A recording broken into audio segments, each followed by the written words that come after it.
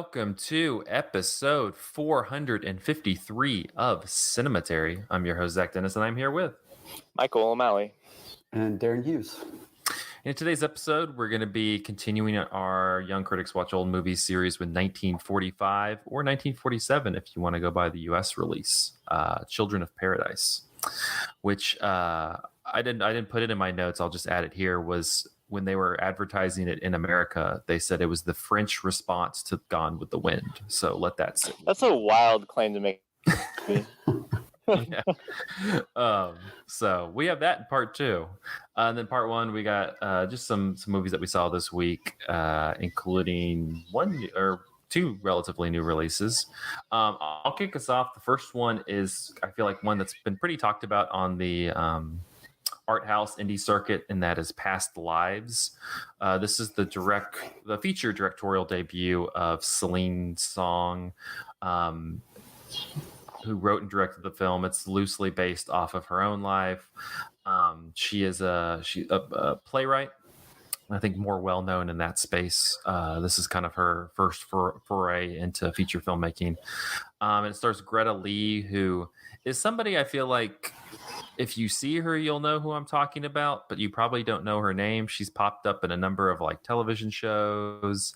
I think most notably the show Russian Doll on Netflix. But it's oh my gosh, that's where I'd seen. I've watched this trailer so many times. I'm like, why does she look so familiar? That's it. She's been in a lot of different television. I think in like I'm guessing, but like kind of like Parks and Rec, Brooklyn Nine-Nine, like has popped up and stuff for a very long time. But this is kind of a feature role for her.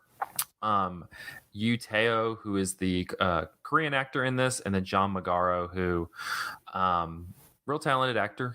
I think most people know him from recent Kelly Reichardt movies such as First Cow and Showing Up.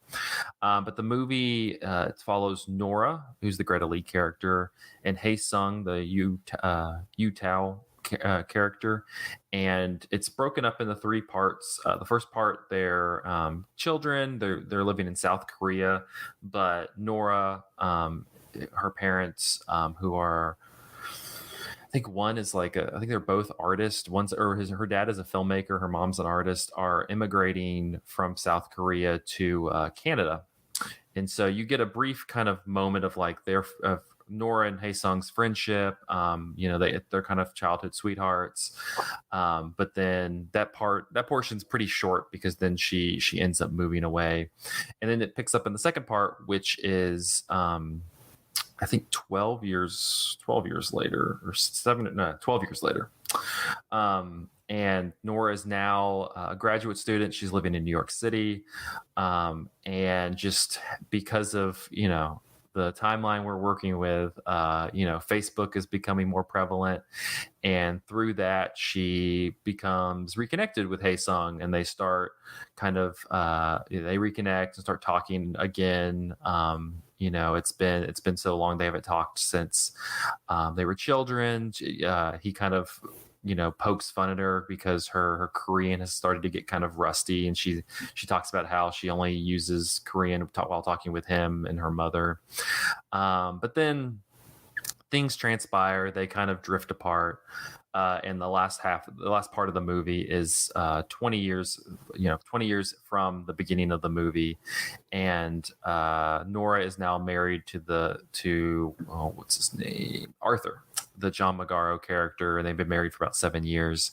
And Hae Sung is just recently out of a relationship and has come to visit New York City and was going to spend some time with Nora.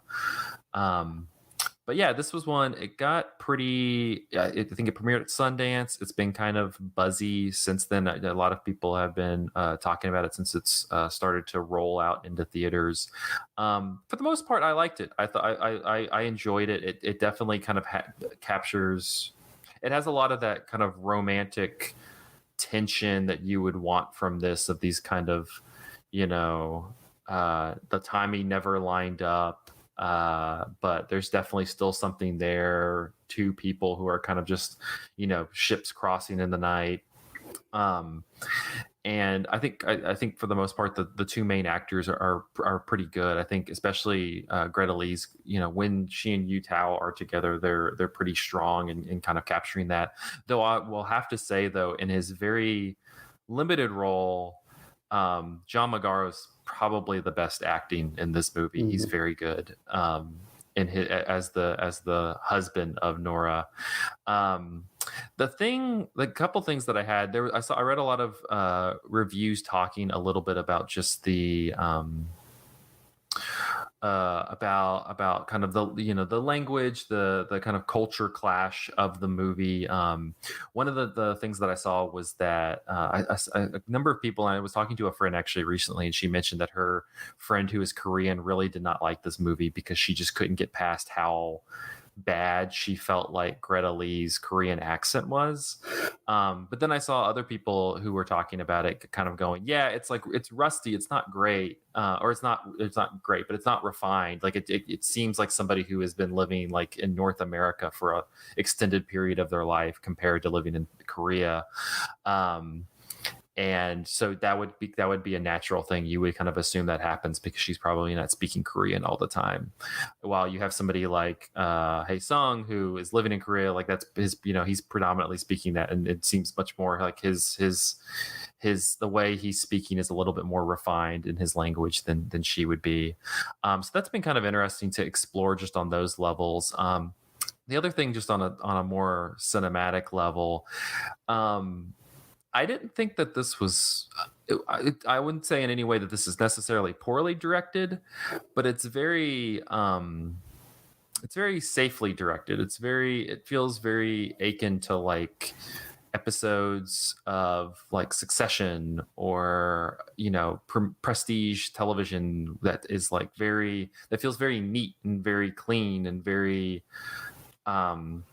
all the pieces are together. But like with something like this where you kind of like want to like really capture that like there's just kind of this untapped sexual tension between these two characters. I'm not saying like go full Wong Kar-wai, but like I think the actors do a good job of like kind of having this push and pull and like this inability to kind of act on maybe the desires that they have, but I never really felt that communicated through the camera. And or I just this is again, like this is Celine Song's her first movie, and she doesn't poorly direct it, but I'm just kind of like with something like this where you really want to, especially in that last act, really want to like kind of tug at that that just untapped desire. I just never really felt like there was a moment where like these two might act on something. It never really felt like the camera was really pulling in that direction or kind of playing with our expectations or our emotions. It just seemed very like clean. But Darren, I know you saw this a while back. What were your thoughts on Past Lives? Yeah, it's been, I saw it in Berlin in February, so it's been a while, but I remember, I remember reading about the like rave reviews out of Sundance and thinking, okay, this movie is like made for me. Like I have a real weakness for certain kinds of melodramas, and I was waiting as I was watching it. I kept waiting for it to kind of open up and hit me, and it never did. But again, like the response in Berlin was really strong too, and so it was one of those moments where I kind of walked out of the theater and kind of kept my opinion to myself, just thinking, okay, it doesn't work for me, but that's fine. And then that night at dinner, two of my friends just started really like railing on the film. They actively disliked it. And it was good. I mean, it was helpful for me because I was like, okay, first of all, I'm not alone in this opinion. Yeah. But like the way you just described it as very adequately directed. Yeah. There's a critic, Mike D'Angelo, who always like, his first criteria for a documentary is like, could I have just read a good newspaper, like a good magazine article instead? And I feel like I could have read the script for Past Lives and would have been affected as much as I was by the film itself. Right. Yeah. And it felt very like by the numbers. Well, I Yeah. feel like you needed to take, to your point, like I think that it does create.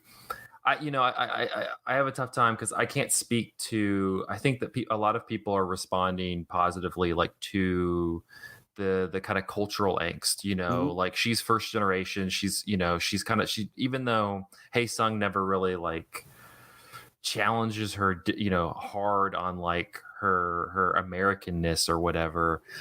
There is this kind of like they talk a lot about how he's very traditionally Korean, especially Korean male, and she feels very Americanized, and like that kind of that's a lot of where their tension kind of lies. It's just how different they are in that respect, and so that's kind of tough. I can't say that I can really tap into that, but I did feel a distance to your point to the like melodrama, and I'm kind of like Hmm. I feel like at the core that's supposed to kind of be the universality that we're supposed to all kind of resonate on, is like this melodrama, like this yearning, and yeah, I think. Like I said, the directing's not bad, but it's trying to convey it, and maybe this is she's a playwright, like that's her Yeah, wheelhouse. yeah, yeah. She's trying to do it verbally, and I'm like, yeah, but this is a movie. We need to have it. We also need to have it, spoken to us, using the camera. And I just never really felt like it, and that kind of kept it. That's why it kind of had distance to me in terms of the melodrama. Yeah, and not to jump ahead or to like make her live up to an impossible standard. Mm-hmm. But when I was rewatching Children of Paradise this week, Mm-hmm. one of the things I loved about it was just how the screenwriter like pushes every scene beyond when it could have ended. So every conversation goes another 2 minutes longer than I expected it to, Mm-hmm. and there's constant invention and new ideas about love and constant sort of exploration of of these ideas about love. Mm-hmm. And I remember watching Past Lives and thinking she was always ending the scene at like the easiest possible moment. None of the scenes were challenging. Yeah, enough. it was, and it not that it had to be messy, but it wasn't a very messy movie. You have No. like this, like clearly those two, at the very least, wanted to make out. Like at the very least, and then you have the John Magaro character, and that's why I say he's really good, because he plays what you need out of that role perfectly. Like he kind of is just like, I'm not going to get in your way, but also I am your husband, and you're married. Yeah. And he plays that well, but like, yeah, I never felt like any of us were going to get in trouble, No, that's a great way of putting it. Yeah. So, And there has to be some kind of transgression in a melodrama. yeah, you kind of have to feel like, even if it's again, like you think back to the great ones, it doesn't have to even be that they kiss or do anything else. Like they could just touch arms, or like something very, very inane, but it feels like a transgression. And like, again, like you feel that express that like they've done something completely wrong. And I just never really felt that from this. The word that just came to mind is like, I want the director of a melodrama to be perverse in some way. Yeah. And not just sexually perverse, but just like a perversity of taste or something, some kind of expressionism in the filmmaking language. Yeah. And it was just very television. Yeah. So it's still playing around. I mean, I recommend people check it out. I think, absolutely. like I say, I say all that in critiquing it, but I also I enjoyed it for what it was. I just kind of wanted a little bit more. But Past Lives, it's in a lot of art house theaters now. It's distributed by A24, so they're usually pretty good at getting that available once it hits streaming in places like that. But Darren, I'm going to pass the mic over to you, because you caught the most recent Christian Petzold movie. Yeah, which I also saw in Berlin, but it's opening Thursday or Friday in New York, and will be opening wider beyond that. It's being distributed by Janus Films and Sideshow Pictures, I think. So we can all expect to see it probably in a Criterion edition on the Criterion channel fairly soon. So the latest film by Christian Petzold, who's one of my favorite filmmakers of the 21st century. He's most known probably for Phoenix and the other films that he made with Nina Haas over about a decade. This one is, I think, kind of a change of pace for him. It's There's no real crime element or anything in it, and instead of being kind of a one-on-one love story, it's more of a group film. It was pretty obviously inspired by Eric Romaire's La Collectionneuse, which is, if you've seen it, that's the one where the two guys go off to the little house in the woods and they meet a strange young girl and sort of spend their summer flirting with her. This one has the same basic premise. It starts with these two guys, I forget their names, Felix and Leon. They're both in their 20s. They're both artists of some ambition. Leon is working on his new novel. Felix is working on his photography portfolio. Felix is from a wealthier family, and they have a little cabin in the woods up on the northern coast by the Baltic Sea. And so the two of them begin the film by driving out to this house in the woods to kind of get away and to work on their projects. And when they get there, they discover that his mother has also rented out the house to, what's her name? Nadia, who's played by Paula Beer, who's the star of the last two Petzold films, Transit and Undina. And so there becomes sort of this uneasy relationship between the two guys and this girl. And then there are other dramas going on. There's a forest fire raging nearby. They discover right when they get there. And so it's kind of like the gun, that shows up in Act 1. The fire is going to play a more central role at some point in the film. Chekhov's forest fire. There you go, Chekhov. I remember who that was. Yes. But yeah, so just a really fun movie with great performances. I interviewed Petzold afterwards for CinemaScope and got to hear some of his story.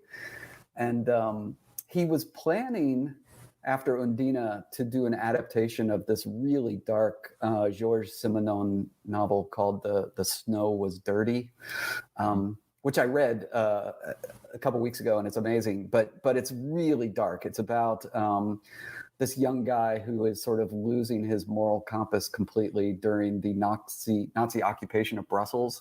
Mm-hmm.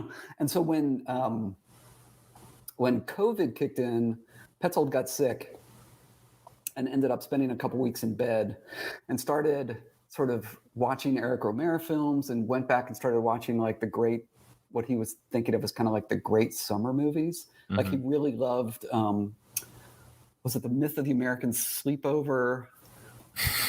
And a couple others. He just started watching these movies and he just got it in his head that he wanted to make. He said when he was in film school, one of his professors told him that you should make the kinds of films that when you watch 30 years later, you will know what it was like at that time to be young and to fall in love. Excuse me. And so I think he sort of completely changed course and started writing this film mainly as an excuse to just kind of, he has kids in his 20s and he was watching them sort of struggle with the isolation of quarantine and just thinking about the difference between his youth in the 70s and 80s and 90s and his own children. And he just wanted to make this like fairly lighthearted summer movie about young love.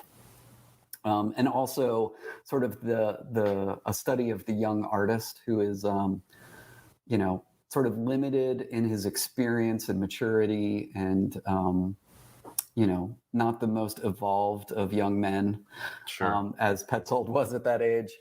So anyway, it's just a really fun exploration of that stuff. And I just feel like I don't know if I could talk about this at length, but just like Petzold is just the most precisely calibrated filmmaker. Like I get joy from his films just in how good he is just as from shot to shot level. I just feel like he's as close as we have right now. And this comparison is almost a cliche at this point, but he's just like the classic Hollywood style filmmaker. He just knows what he's doing. Yeah. I'm surprised he hasn't, but I'm happy. Like I'm glad he's kind of just stayed over there. I'm surprised, Hollywood.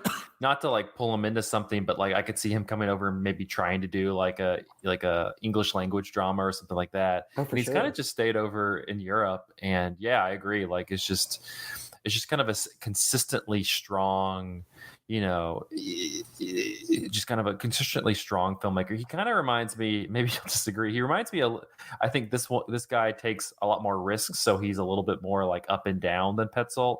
But he reminds me a little bit of Steven Soderbergh in terms of just kind of like keeping in line with like the basics of the craft. Soderbergh again takes a lot more risk and is trying to like kind of play with technology and things like that. But at the same time, Soderbergh also just has like the basics of entertaining you with visuals down, and like can always do that. What's Petzold like just as a person to talk to? He seems like he'd be kind of interesting to just pick his brain. Oh, I'd heard for you. This was my first time interviewing him, and I'd heard for years that he's like the easiest, best interview in the game, and he really is. Just, I was disappointed. He didn't do a whole lot of English language press when I was in Berlin, so we had to do a Zoom afterwards, which was disappointing at first. But we ended up talking for like 90 minutes, and he's just delightful. He's going to be, I think he's going to be in New York this weekend and maybe LA too. And everybody who goes will just have the time of their lives. He's just a really fun guy. And, like I got him very easily distracted because something about this film reminded me of Vincent Minnelli. And so I was like, I took the risk and asked him about it. And we ended up talking about Minnelli for like 15 minutes. And he told me a couple great stories. And it turned out that Some Came Running, which is my favorite Minnelli film, was the first film that he showed to the cast of Afire as they were planning. So he's just a diehard cinephile and is happy to sit and talk about movies as long as you've got his attention. Great guy. Michael, did we talk about doing a Minnelli series? Did we have that conversation, or am I envisioning it? That does not ring a bell to me, but maybe that was with Nadine. At some point, I remember us talking about doing a Minnelli series. We should do it. I'd be for it. Yeah. Well, cool. Well, hopefully that'll make its way to wider than New York and LA pretty soon. Because and if you haven't seen Christian Petzold movies, you should go watch Christian Petzold movies. A lot of them are generally on Criterion Channel. But yeah, I think probably the easiest one, easiest accessible one, and that's the one that I saw first, was Phoenix. But definitely go back. Criterion has a collection on the Criterion Channel of his first few films. But then a lot of his recent stuff, like, you mentioned Undina, but also Transit. Like, those are all great. So Transit. Yeah, so good. Great stuff. But yeah, very cool. All right, Michael, you're going to take us home. I'm taking it all home with a movie that's not recent at all. So today I watched the 1991 documentary Madonna, Truth or Dare, which is kind of hybrid documentary of Madonna's Blonde Ambitions tour, which is when she was touring. She was like dating Warren Beatty at the time. So it was right around when she did like Dick Tracy. And it was also touring the Like a Prayer album. Is that the album? It definitely has Like a Prayer on it. I can envision the album in my mind, like the cover. But regardless, so this is like peak Madonna, right? But the kind of interesting conceit, which is less interesting in retrospect because this has become, for some types of films, like a kind of genre unto itself, is like half of the movie is concert footage, and it's like, Blonde Ambition is like just, a famously elaborate tour. She has like all these different actual film references. There's like a section where she's performing like the Clockwork Orange characters. She's another section that's based on Metropolis. And so like she's like shuffled her to then at that point, like, what was her whole career into these different categories, and is performing in that way. And that's really kind of cool and interesting to watch. And it's also like Madonna at the peak of her just like star charisma, I guess. There's great songs too. I like this period of Madonna a lot. But then this is cut with this black and white, like cinema verite style of like following Madonna around in between the concerts. So either in like as she's like getting makeup, or when she's in hotel rooms, or she goes to this like weird, like awkward, like PR thing with a bunch of other celebrities. Like Kevin Costner shows up and says that her show is neat, and she has like a really viscerally negative reaction to that word, and just like spends like 5 minutes talking about that. At one point, she's touring in Spain, and is apparently Pedro Almodovar, and because of that, knows who a very young Antonio Banderas is, and so is like out to meet Antonio Banderas and discovers that he's married and is very disappointed. Fair. So like there's Madonna doing these kind of like backroom like hijinks, and then Madonna as like this like giant like world conquering pop star. And a big portion of it actually, and the film was kind of like in some ways groundbreaking for this, is that like at the time, and to a certain extent since, but definitely at the time it was the peak. Madonna had just done the Vogue song, which I think was in connection with Dick Tracy, and had been throughout the 80s, like, adjacent to kind of like the subculture of queer music and club, like queer club scene and all that. And so all of her dancers are gay men, and she spends quite a lot of time with them in the verite sections of the film. And I was reading like reviews at the time, and this is wild to me because this is not the kind of movie that it is, but reviews at the time compared the film to Paris is Burning, just in the sense of it like casually presenting like queer people like in a documentary context, which was, in 1991, something that mainstream film basically never did. And so the movie is kind of like a landmark for that. It was the highest grossing documentary of all time, I guess, until 2002. At least that's what Wikipedia says. And I think 2002 must have been, it's like Fahrenheit 9/11 or something like that. That probably surpassed it. But another reason that this film is kind of like a landmark is that it kind of set the tone for these kind of celebrity documentaries where you have these kind of verite sections. A lot of like retrospective reviews have kind of like positioned it as like a forerunner to like kind of the modern like celebrity based reality television. So like Keeping Up with the Kardashians and all that sort of stuff, where you have this kind of like ridiculous persona that may or may not be engaging in like pseudo scripted events. Like, I mean, it seems clear that certain parts are either rehearsed or reenacted, but other parts cannot be, because they're like at, public events and things like that. So there's this weird tone throughout of not being sure like what is the performance and what is actually being captured of like genuine Madonna, which is like a really nice dovetail with her career, which is like, largely been about like performance and controlling her image. And especially at this time in the early 90s, like really pushing boundaries in terms of sexuality and depiction of sexuality and stuff. And like in the films that she acted in. If you haven't listened to the most recent season of You Must Remember This, there's a fairly lengthy episode about Madonna's kind of like sexual button pushing at the time in like the early 90s. And I think this film like kind of captures the weirdness of that, because on the one hand, she's this like very corporate, very mainstream pop artist who is making songs that aren't like super challenging. I mean, even though they're good and like really fun, like it's not like she's some like kind of like, out there artist. So there's like a certain manicuredness about like who Madonna is, and it's clear that she and the people around her have a very heightened sense of we have to control our environment to control like the messages and images we send out, like, which has become increasingly the case for pop stars over the years, I think. Which is another way this is kind of interesting, is it kind of captures Madonna as she and a couple other celebrities are kind of crafting that thing, where your public persona is part of your performance. But you're also the whole time kind of questioning her authenticity, and like, the appeal of a documentary like this is to see behind the scenes.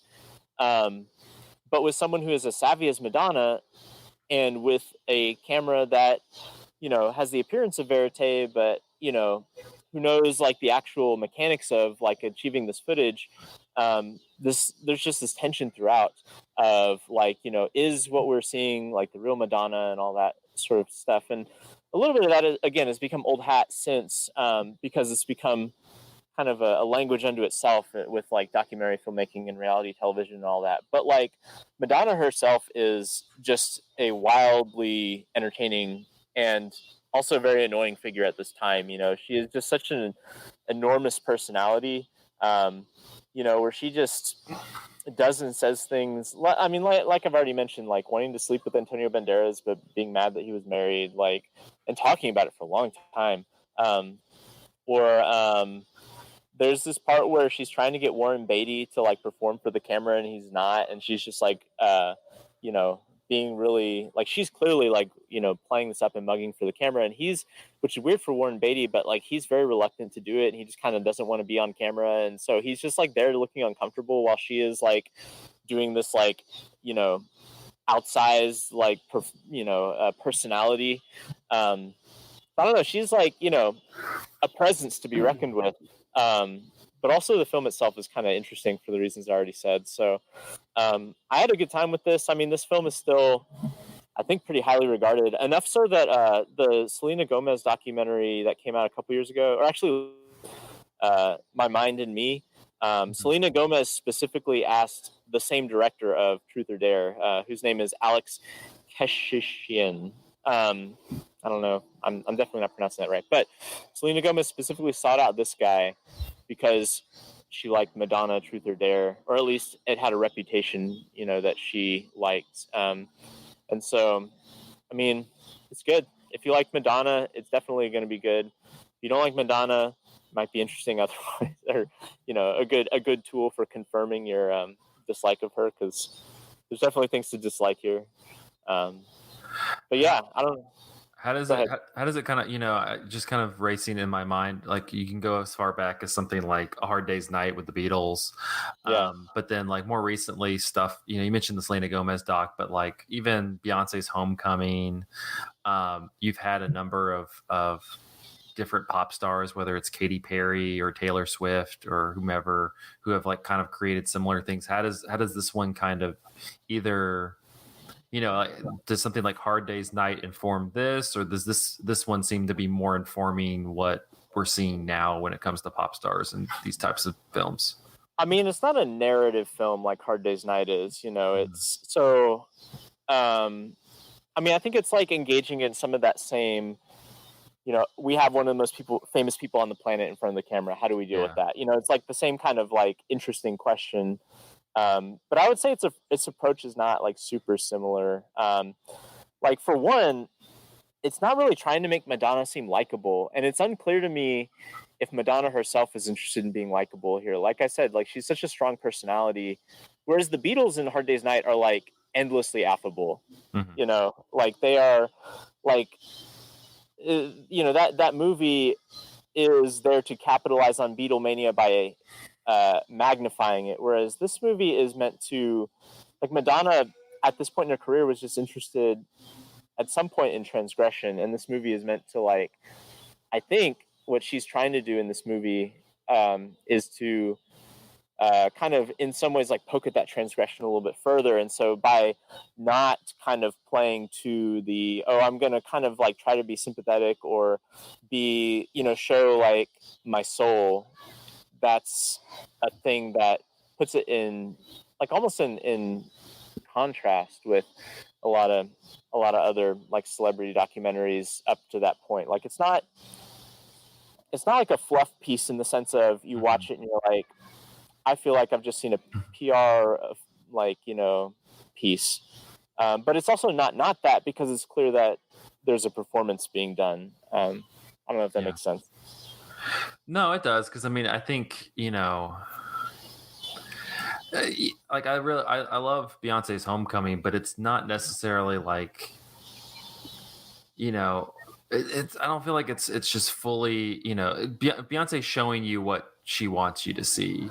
Absolutely. And I would say that like the like non-concert footage in Homecoming is significantly more obviously manicured than like what's here. Like, I mean, and that's not necessarily to say anything negative about Homecoming. I like that. But with Homecoming, it's almost like this kind of like montage, like when it's not the thing. Whereas this is like, I don't know. I mean, the black and white footage may be trying to evoke like "Don't Look Back" or something like that. Where it's meant to seem like really off the cuff. Mm-hmm. Whereas Beyonce is meant to seem like. I mean, Beyonce's project as a persona for the past decade at least has been to seem otherworldly, Mm-hmm. or like extraordinarily elevated, and I don't think that's what's happening here. There's a weird sense in which like Madonna is trying like really hard to be just seem like one of the guys or whatever. Especially in her relationships with her dancers, which she spends a lot of time with. Like, she's her employer, she's like the boss, but she's like hanging around them. Like, there's this really kind of uncomfortable sequence at the end of the film, which is where it gets its title, where they play Truth or Dare. Like, the camera, like, is just sitting there and they're playing Truth or Dare. And like, she's the one who asks someone Truth or Dare first, and the person says Dare. And she tells the guy, like, take off your pants. Or no, it's like, take out your penis or something. It's something like, extraordinarily forward. And that's kind of like the tone of a lot of their interactions. And I think she's trying at certain points just to say, like, I am, just because I'm a pop star, I don't have to conform to like mainstream sensibilities, just like my dancers are not mainstream. But on the other hand, like, she is an extraordinarily powerful person who is employing these people, telling them to do that. And she's also not gay. She's like engaging in kind of queer iconography without being so. And, I know her relationship with the queer community is kind of fraught, for that very reason. But I think Beyonce would never allow herself to appear this way on camera. Also, the ratio is off. Like in Beyonce's Homecoming, you're seeing concert footage for like at least 75% of the film, and then the rest is like her kind of home movie stuff. Whereas in this one, it's at least over half of the movie is non-concert footage. Is the concert footage any good? Do you mean the like does it work as a concert film? It doesn't. It's not like an extraordinary concert film. It's about what you would expect. There's a lot of edits. There's a lot of kind of camera movements that are kind of dramatic. The concert footage is not what stood out to me as being interesting about it, although it's like impressive because it's like a very fun, energetic, elaborate concert. But in terms of how it's made, like, it's not Stop Making Sense or something like that. I asked ever since Karina did that episode, and you must remember this. I've been curious to watch it because I've never seen it before. That's actually why I sought this out. Yeah. Yeah, I would have been in college when it came out, and I wasn't like a diehard cinephile then, but I would have been reading like Rolling Stone and Entertainment Weekly, and I don't remember the discourse around the film having anything to do with the film. It was always just about Madonna, which I guess makes sense. I mean, like I can't even imagine what the actual concert footage is. I don't think I've ever seen any of it. I don't it's wild. Anybody talking about it.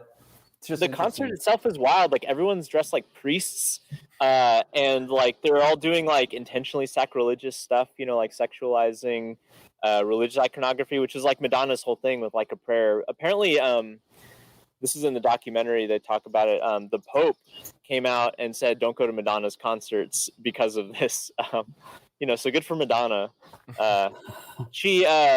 They have also footage of police showing up in Toronto when she's performing there and threatening to arrest her for like lewd, like an obscene imagery.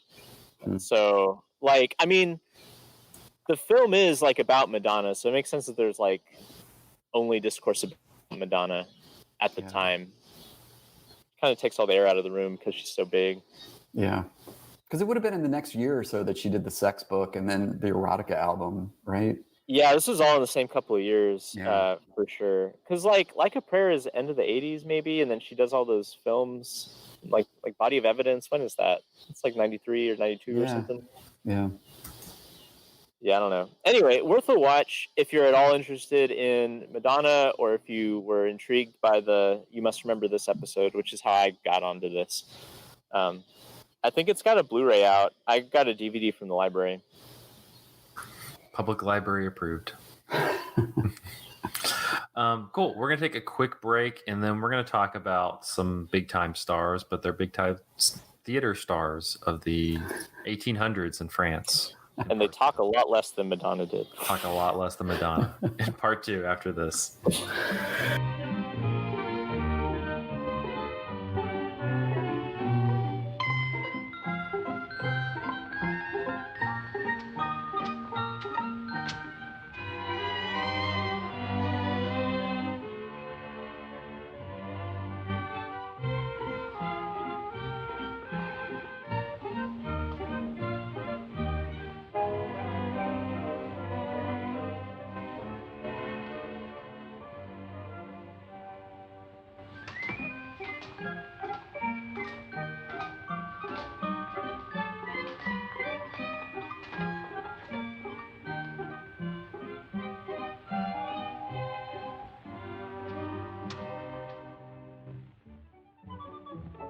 And we're back with part 2 of episode 453 of Cinematary. In this part, we'll be continuing Young Critics Watch Old Movies with 1945's Children of Paradise, directed by Marcel Carnet from a script by Jacques Prévert.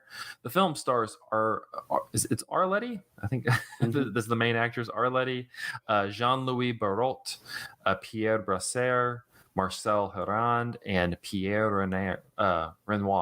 Pierre Renoir. It was Jean Renoir's older brother or father or something like that. In this expansive drama, the lovely and enigmatic Parisian actress Garance draws the attention of various men in her orbit, including the thoughtful mind Baptiste and the ambitious actor Frédéric. Though Garance and Baptiste have an undeniable connection, their fortunes shift considerably, pushing them apart as well as bringing them back together, even as they pursue other relationships and lead separate lives. The four men courting Garance are all based on real French personalities of the 1820s and 1830s. Baptiste de Barreau was a famous mime, and Frédéric Lemaitre was an acclaimed actor on the Boulevard of Crime depicted in the film. Pierre Laisonnière was an infamous French criminal, and the fictional character of Comte Edouard de Montreuil was inspired by Duc de Mornay.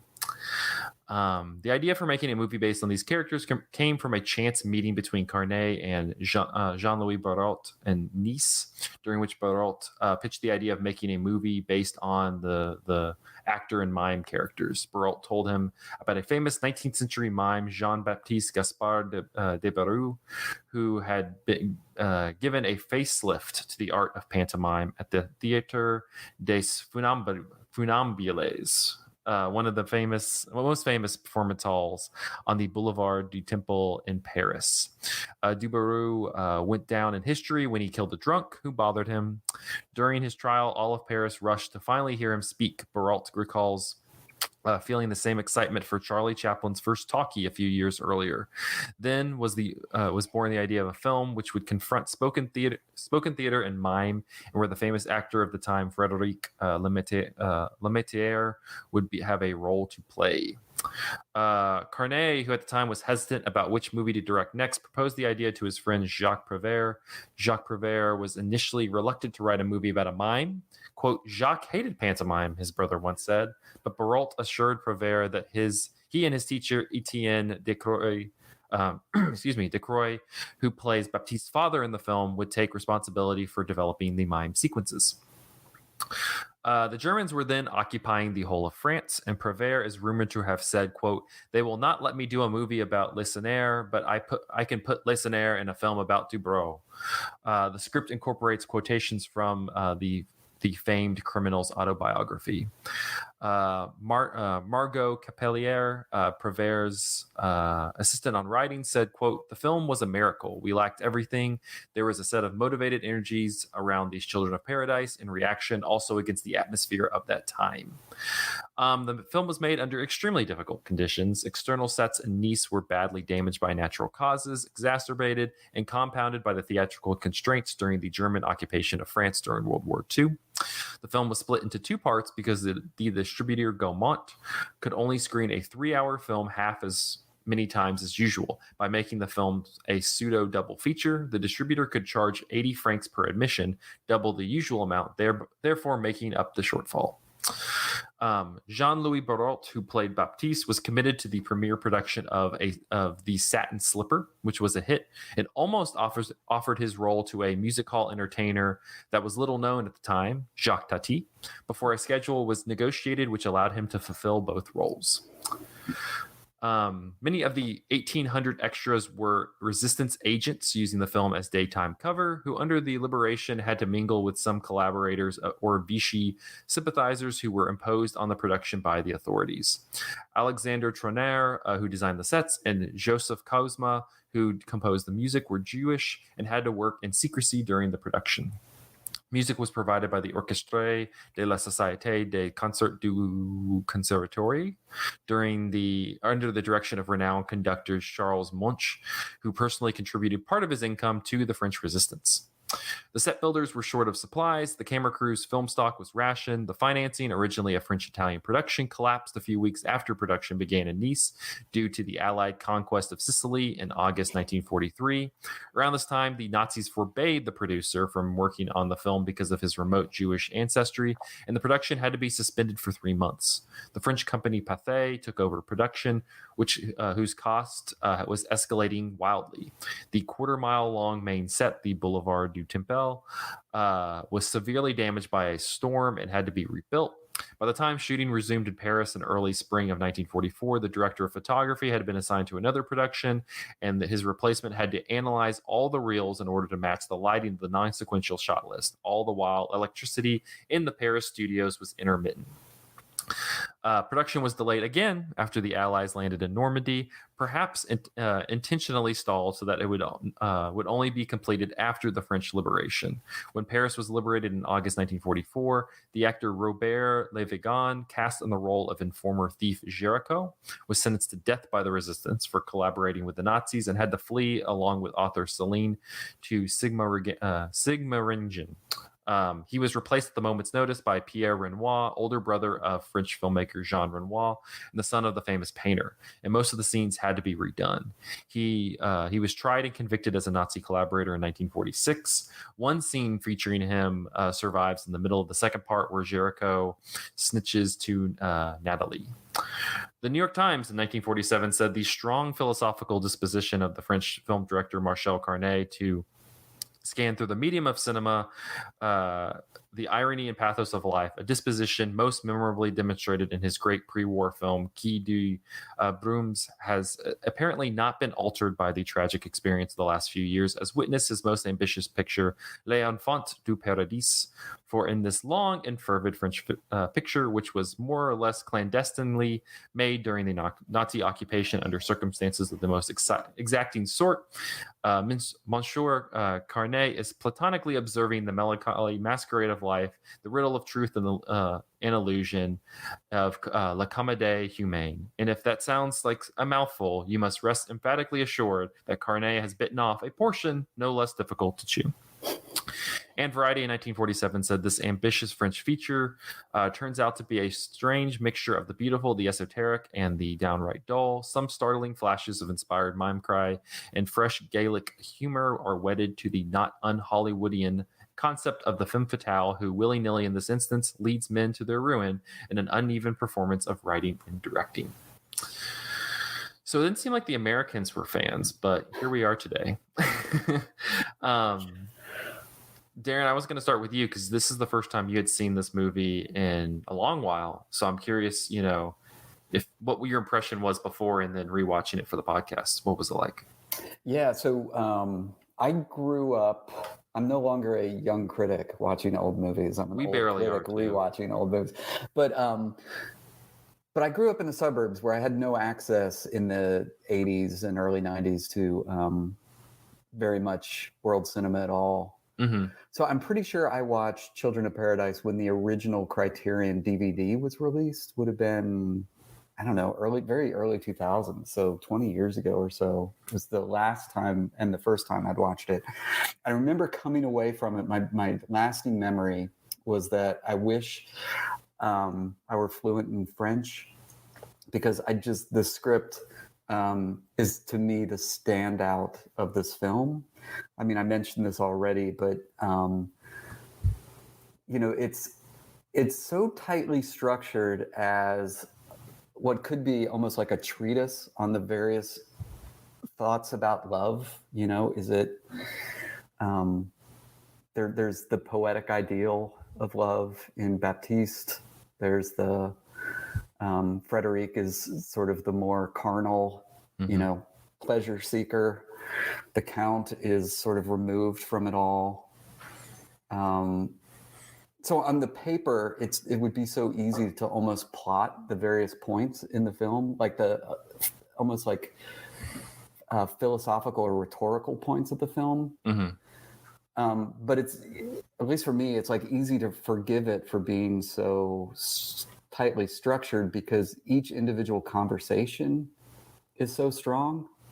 I feel like they're kind of exhausting the ideas of love in this film. Mm-hmm. And most of the performances for me work so well as embodiments of those types of love, Mm-hmm. that I just sort of like sail right along with it. I'm never, we can talk maybe about the end. I have some issues with the end of the film, but like generally speaking, especially for the first hour and a half, hour and 45 minutes, I'm just like fully locked in on those conversations. Yeah, it's so like painted broadly, in terms, like you're describing like the different characters. They do have like their kind of archetypes to a degree, Mm-hmm. but it's painted so broadly, and you just kind of have like so much like just weightless emotion, and like and everything kind of flowing through it, that you just kind of get carried through it pretty easily. Michael, what was your impression of the movie? Had you seen it before? I had not. No, this is the first time, and I signed up for this podcast because I wanted to make myself watch it. And I liked it. I didn't have any idea what to expect of it because we were talking off mic. I didn't know what this movie was about. I just knew it was like, made with the French Resistance or whatever. And in my head, I was like, well, this is going to be a World War II movie, which obviously immediately opens on a bustling French street in like the 19th century. And you're like, oh, okay.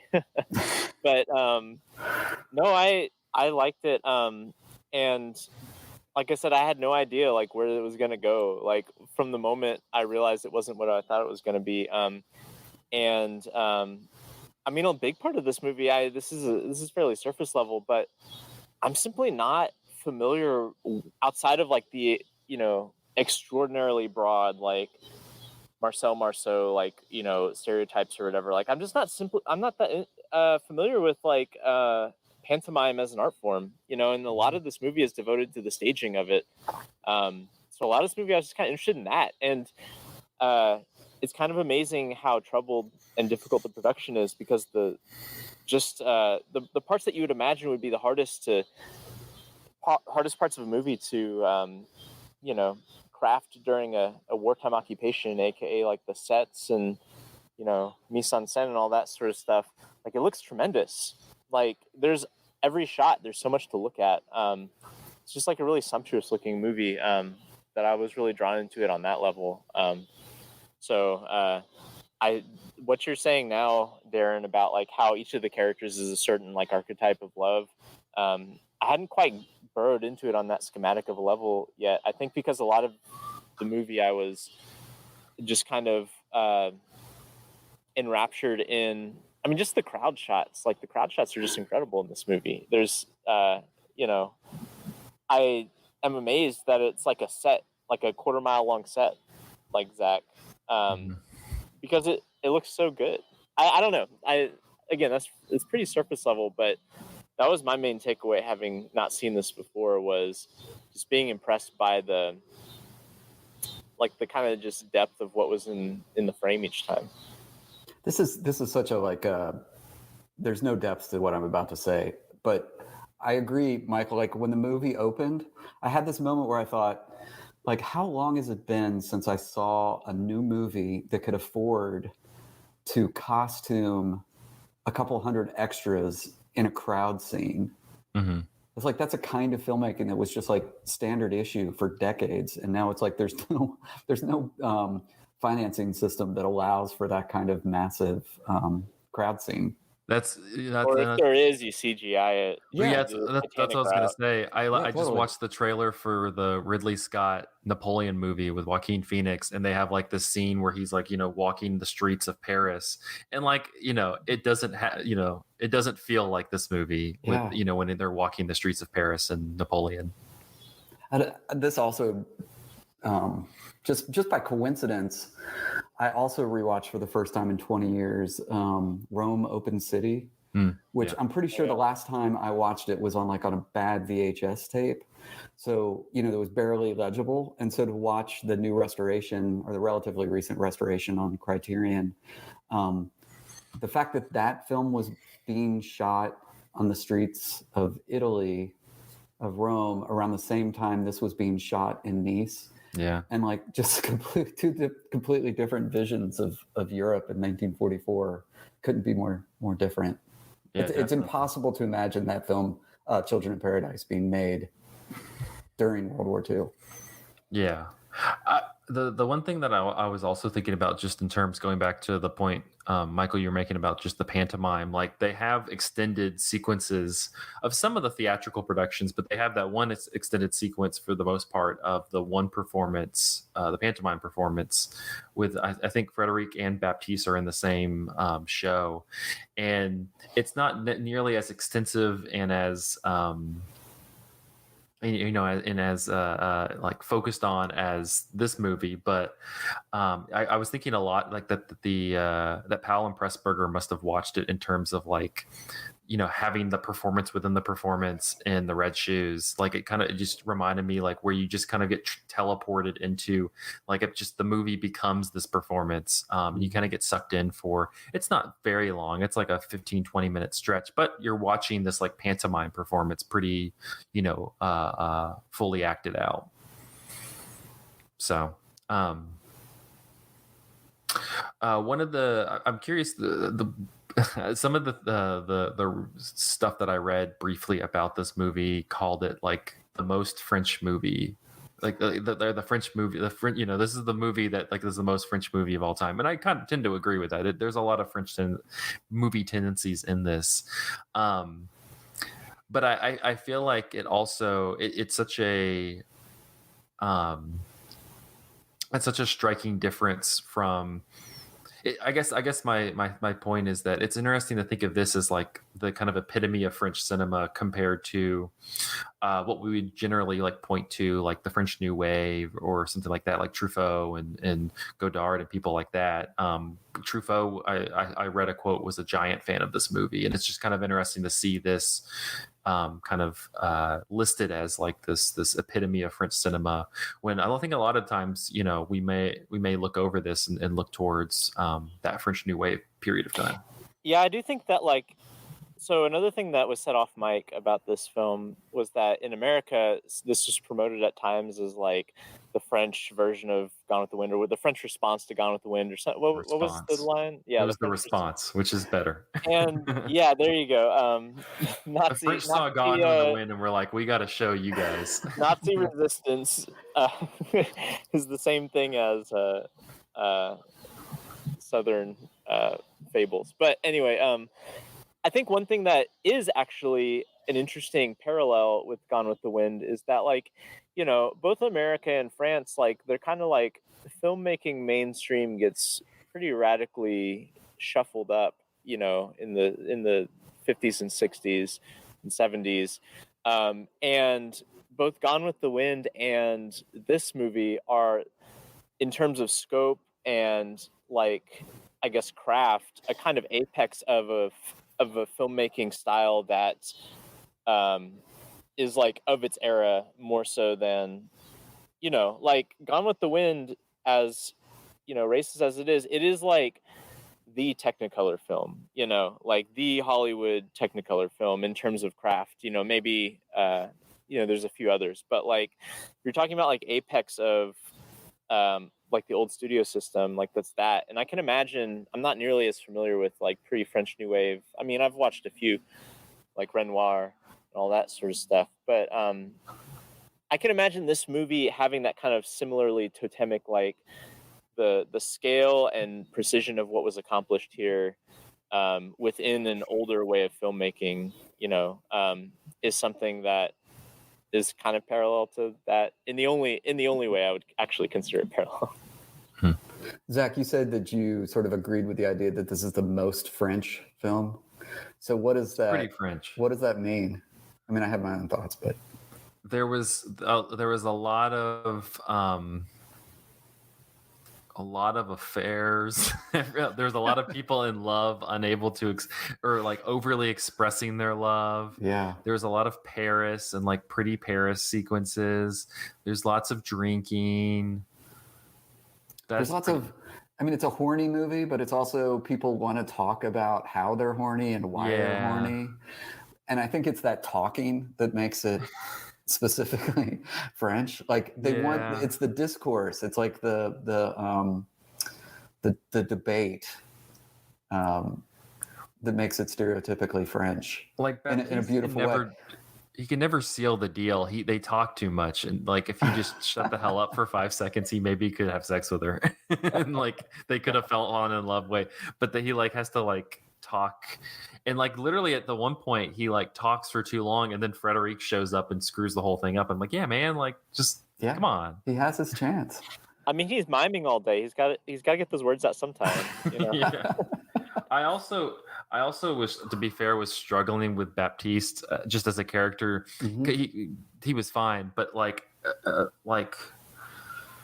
I don't know, like 20 minutes in, it clicked in my mind that he reminded me of Conan O'Brien, and I just couldn't unsee it. The same thought. The exact same thought. Right? Yeah, I couldn't unsee it, and it was screwing me up. I'm just like he just like the actor Jean-Louis Barrault completely reminded me of like a young Conan O'Brien. Well, Conan deserves love too.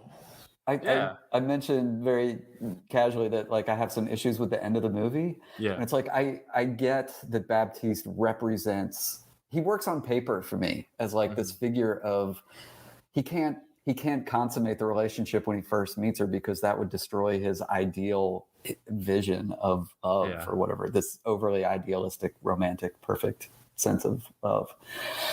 And so when he finally, and I think the actor is okay in that role, but at the very end, when they do sort of finally get together, I struggle to believe that this woman loves this man in any meaningful way. And it's because of the actor, not because of the structure of the film or the script. It's just like that guy I just find totally unconvincing as the object of 6 years of yeah. Yeah, no, I get that. Yeah, I definitely like the first part way more than the second part. The second part, as they're trying to kind of bring everything together, I don't know. I honestly, I didn't like, I kind of felt like it gets rushed from the moment the police are there at the very end of the first part with her to the second part where they're kind of catching everything up 7 years later. I'm just like, that's just kind of moved very quickly. And like to what we were talking about at the beginning, I was really honestly like, this was a bit of like a vibe movie where it was just like, if it was just them kind of like fighting over the different plays and the different acting styles and like her kind of bouncing around to these 4 different dudes who all have very distinct different lives.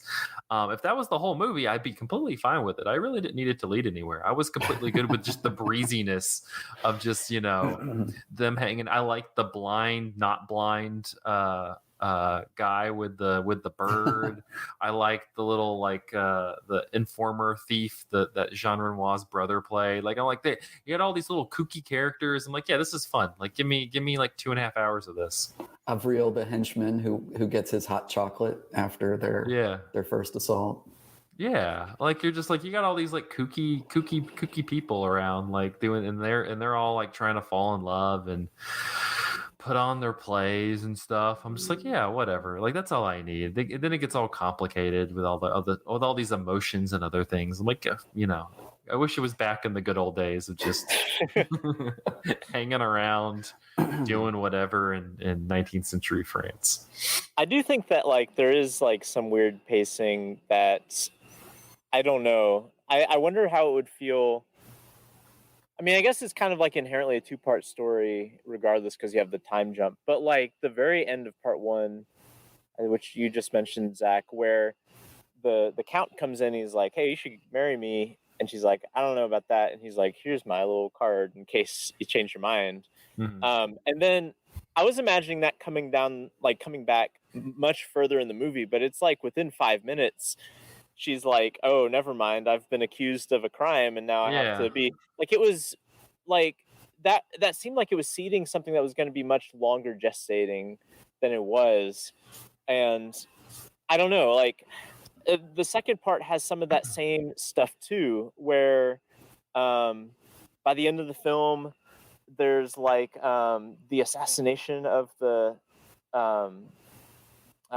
I'm forgetting his name. The Count. Yeah, but I don't remember the Count's name. But the assassination of the Count, and like the ending of part 2, like everything just like rushes through this. I don't know, like Darren, I don't quite not believe the love between Garance and Baptiste, but I don't believe how it ends up where they come together at the end of the film because it feels so quick.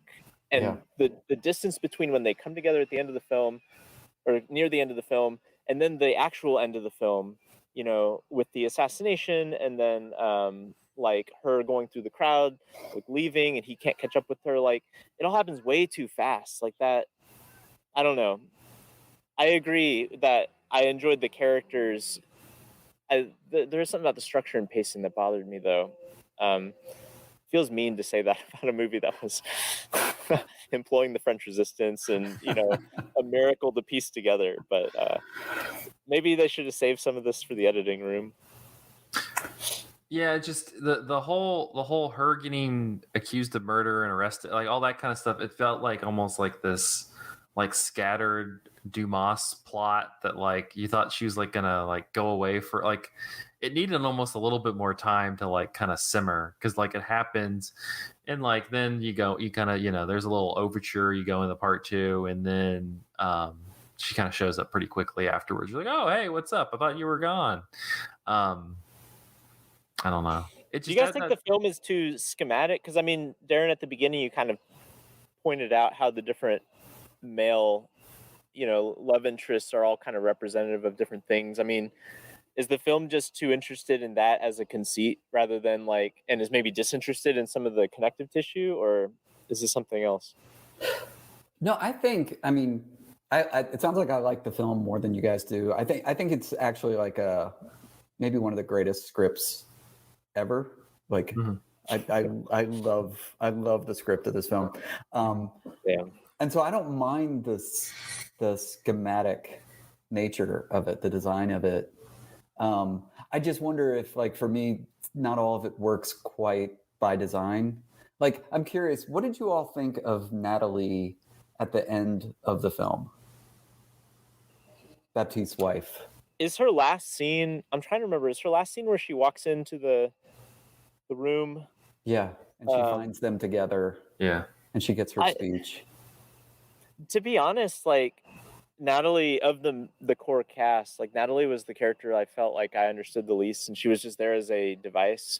Of course, Baptiste is married now and can't be with his true love, and so there's just the wife. I don't know. I kind of just expected that to happen. That was another character who I didn't believe they were in love, because Well, they're not, right? Yeah, well, it just seemed like they had like a kind of a relationship, and then she's like, "Yeah, he's with me." Like for the whole first part, she's like, "Yeah, but he's with me. Like he's with me," Um, and so yeah, I think I felt the kind of the same way, where like I get why she's there as this device to kind of be in the middle of like his true love and finding his true love, but I asked because the guy who does the commentary track for the second half of the Criterion release talks about how Natalie is so designed to be very unsympathetic. She's supposed to represent this like version of domestic, bondage or something like that. Baptiste is trapped with Natalie. And maybe it's just because I'm getting old, or maybe I'm become cynical about love or something. But I actually really like her speech as a counterbalance to the romantic, idealist version of love that Baptiste has, because she basically says, "Look, I live with him every day." Yeah, you know what I mean? Like that's hard in a relationship. Pining from a distance for 6 years, that's easy. That's true. You guys spent like 3 hours together one day 6 years ago. Like I'm not buying into. I've washed this dude's dirty underwear. Like screw him. Well, but also like I've seen him with our kid. Yeah. He's actually pretty great. Like they're, yeah. And that's the other part that I struggle with the end, is I'm just like, Baptiste, you're kind of an asshole. Like, what are you doing? You're pining after this impossible vision for love, as opposed to for Garance. I do have to add, I felt bad for her in part one, because in part one she is that kind of like idealist, right? Like a little, and she, and because of the way that the film sets it up, that she's doomed in that, because that Baptiste doesn't really isn't that interested in her, and he's clearly pining for Garance. Is it Garance, right? Garance. Yeah. And so she's like tragic in the first part, almost. But then in the second part, again, the connective tissue wasn't there. Like she just became like, in the first part, she's a device in the sense of like a kind of foil to Baptiste, and with the pining. And the second part, she seems to exist as like an obstacle, or not an obstacle, but like a dramatic catalyst. I get what you're saying about the final speech. It felt kind of programmatic to me, because that's the only thing she could have said at that moment. Yeah. And she could have said that at the beginning of part two, and it would have resonated the same with me. Yeah. Yeah. I don't mean to sound down on this movie. I actually really like this movie. I did too. We've kind of gotten on this negative gear, but I thought this movie was good. Yeah. I think it's one. I think I'll get more out of it on second viewing. It's kind of big. There's a lot of mechanisms going on. You're kind of feeling out what's happening. And I think if I watched it again with a little bit more understanding and intention kind of going in, I think I would get more out of it, kind of knowing how the beats work and how things are operating. I think it'd be one of those where you really relish in like how the machinations are working. Mm-hmm. So if I ever have a spare 3 hours again. Have y'all seen any of the director's other films? I feel like I have, but it would have been, again, 20 years ago. So I can't remember. Yeah. I don't recognize any of these titles except for Children of Paradise, excuse me. I guess at this in this period of time, he's definitely one of the most prominent French directors, with in the 30s and 40s. Yeah, and I know he worked with Jacques Prévert on several of those films, so I'm kind of curious now to watch them. Mm-hmm. So, any final thoughts? Any closing thoughts on Children of Paradise? I mean, even though we were just negative on it, I also recommend it. It's definitely one.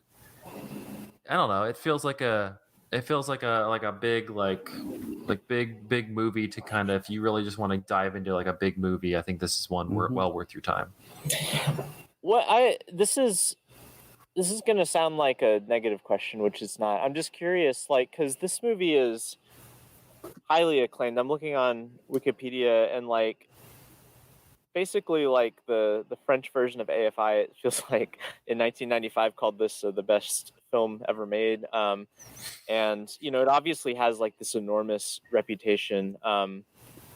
And I'm interested, like, what about this movie, like do you think has made it have that sort of legacy? You know, because you know when I'm familiar with like French films, it's either the New Wave or like Rules of the Game, or you know, those sort of like Renoir, like kind of social satires, right? And this is neither of those things, right? This is a very like kind of traditional sort of film. Like, you know, what do you think has given it the legacy that it has above like, you know, what's maybe internationally the more kind of acclaimed French cinema?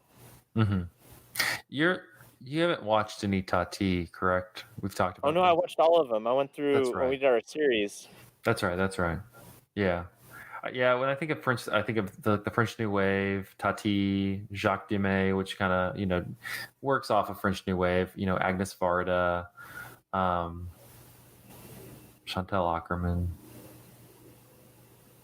I mean, I guess it's kind of similar to in America. Like when people ask what's the greatest film of all time, people say like Casablanca or whatever, which is, you know, a thoroughly like out of time, you know, or like classic Hollywood films, you know, and those are amazing films. I would say they probably say The Godfather.